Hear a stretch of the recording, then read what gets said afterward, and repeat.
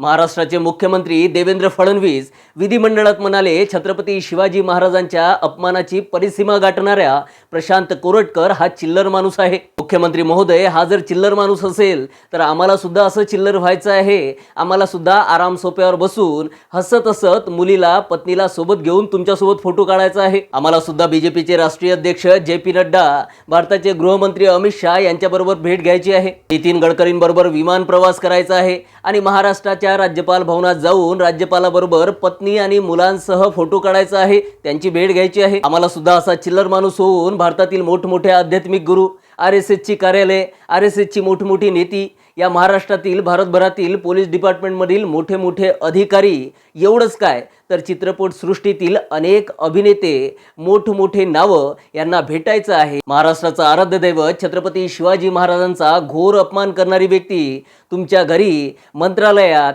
विधिमंडळात तुमच्याबरोबर अनेक मीटिंगमध्ये बसू शकतो, हा चिल्लर कसा असू शकतो? ज्याला सहजासहजी पोलीस प्रोटेक्शन मिळते आणि एवढ्या मोठ्या पोलीस प्रोटेक्शन मधून सुद्धा तो आपल्या घरातून गायब होऊ शकतो, हा व्यक्ती चिल्लर कसा काय असू शकतो? या सर्व बतावनी, खोट्या गोष्टी आम्हाला सांगू नका.